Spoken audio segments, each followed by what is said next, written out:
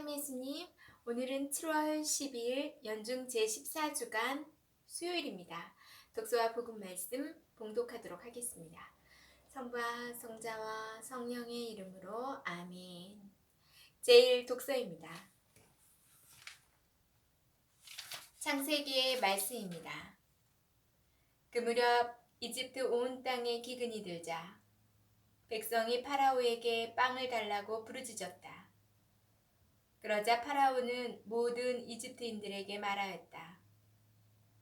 요셉에게 가서 그가 시키는 대로 하여라. 기근이 온 땅에 퍼지자 요셉은 곡식 창고를 모두 열고 이집트인들에게 곡식을 팔았다. 이집트 땅의 기근이 심하였지만 온 세상은 요셉에게 곡식을 사려고 이집트로 몰려들었다. 온 세상의 기근이 심하였기 때문이다.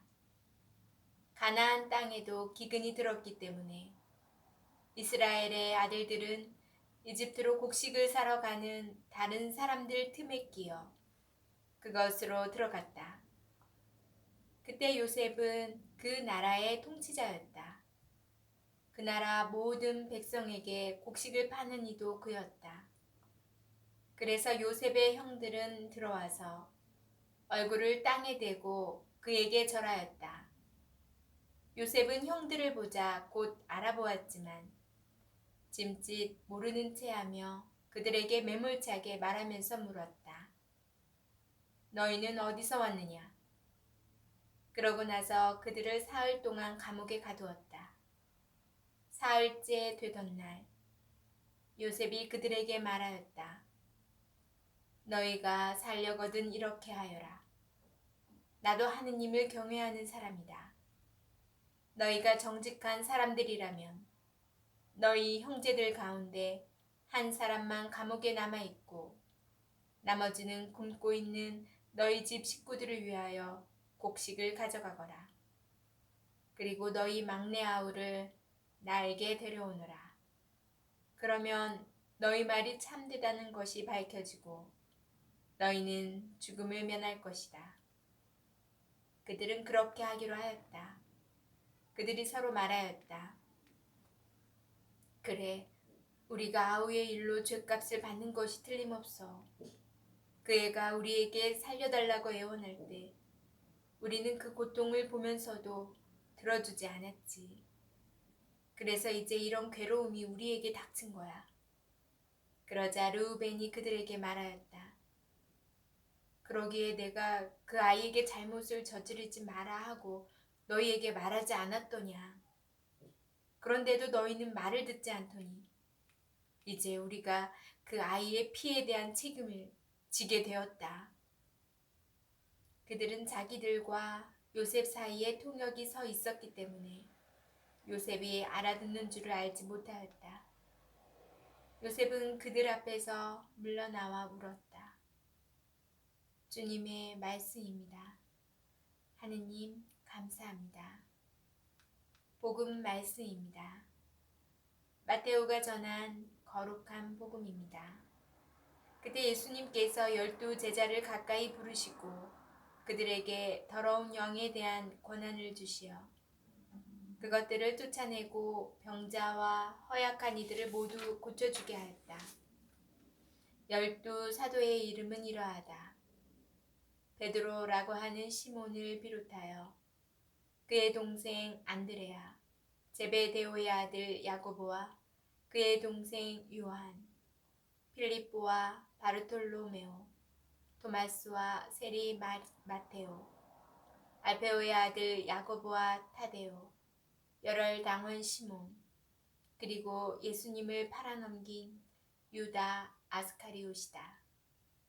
예수님께서 이 12 사람을 보내시며 이렇게 분부하셨다.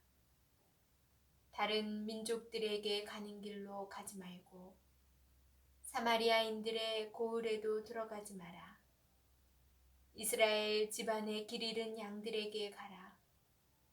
가서 하늘나라가 가까이 왔다 하고 선포하여라. 주님의 말씀입니다. 그리스도님 참여합니다.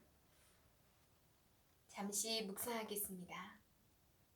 형제들의 잘못으로 이집트까지 끌려와 갖은 고초를 겪다 재상까지 된 요셉. 바로 그 요셉 덕분에 이스라엘은 구원을 얻게 됩니다. 형제들의 잘못이 이스라엘의 구원을 가져다 준 것일까요? 아닙니다. 하느님께서는 사람들의 잘못을 바로잡아 주시면서 당신 계획을 이루시는 분입니다. 제1일 독서에서 요셉의 형들은 서로 말합니다. 우리가 아우의 일로 죗값을 받는 것이 틀림없어. 이제 우리가 그 아이의 피에 대한 책임을 지게 되었다. 자신의 잘못을 크게 뉘우치는 형제들을 보고 요셉은 눈물을 흘립니다. 거기서 진정한 용서가 이루어지고 이스라엘은 구원을 얻게 됩니다. 형제들이 요셉을 이집트로 팔아넘긴 것은 요셉에 대한 질투 때문입니다. 그러나 그 모든 것은 주님의 계획 속에 있었던 것입니다. 하느님께서는 이미 아브라함에게 그의 후손이 남의 나라에서 나그네 살이를 할 것임을 알려주신 바 있습니다. 이렇게 보니 인간의 일은 언제나 하느님 손바닥 위에 있는 듯합니다. 하느님께서는 인간의 죄악을 통해서도 당신의 일을 해 나가시는 분입니다. 그런데 하느님께서는 인간의 죄악을 내버려 두시는 분이 아닙니다. 다만 그들이 죄악에서 돌아와 다시금 당신의 일을 해 나가기를 기다려 주시는 분입니다. 이따금 인간이 죄악에서 빠져나오지 못할 지경이 되면 적극적으로 개입하시기도 합니다. 우리는 하느님께서 메시아 예수 그리스도를 통해서 세상에 개입하시어 우리를 영원한 생명으로 이끌어 주셨음을 믿는 이들입니다. 예수님께서는 이 기쁜 소식을 많은 이들에게 알리고자 하십니다. 그래서 12 제자를 부르시어 요셉처럼 세상 속에서 형제들을 구원하는 도구가 되게 하십니다. 예수님의 명에 따라 제자들은 이스라엘 집안뿐만 아니라 세상의 모든 길을 잃은 양에게 하늘나라를 선포할 것입니다. 아멘. 성부와 성자와 성령의 이름으로 아멘. 오늘 묵상에서 제가 또 느끼는 게 큰데요. 제가 가끔 이렇게 봉독을 준비할 때 미리 읽어보고 틀리지 않도록 하고 또 묵상도 하긴 하는데요. 또 대부분은 그냥 묵상을 생각하지 않았던 묵상을 바로 촬영을 하면서 읽으면서 떠오르는 걸 말하기도 합니다. 이거는 또 저의 의지가 아니라 말씀을 통해서 아마 성령께서 주시는 또 다른 생각이 아닐까라는 생각이 드는데요. 지금 바로 또 든 생각이 있어요. 오늘 복음 말씀과도 관련이 있는 듯한데 요즘 또 제 주변에 또 봉사하는 분들끼리 아무래도 봉사를 공동체, 성당, 신앙 공동체이지만 봉사하는 속에서도 갈등이 생기잖아요. 그런 갈등이 생긴 경우가 있는데 두 분 다 저하고는 그래도 좀 친한 분들인데 이쪽 분의 얘기를 듣고 이쪽 분의 사정을 들으면 다 맞아요. 그래서 서로 또 오해를 풀고 다시 옛날처럼 회복되기를 바라고 있는데 하나님께서는 이러한 우리가 평탄한 길만을 가게 해주시지는 않는다. 이것 또한 하나님의 계획이 아닐까. 이런 갈등을 통해서 사랑과 용서를 실행할 수 있도록 만들어주시는 또 하나의 하나님의 손바닥 위에 우리는 있기 때문에 그 하나님께서 만들어주신 하나의 계획이 아닌가라는 생각이 들더라고요. 그래서 그 두 분들을 위해서 또 기도해서 화해할 수 있도록 해야겠다라는 생각도 들었어요. 또한 저도 또 다른 의견이 맞지 않는 그런 좀 껄끄러운 관계가 되는 분들과도 왜 자꾸 하나님이 일을 하는데 이런 갈등을 만들어 주시지?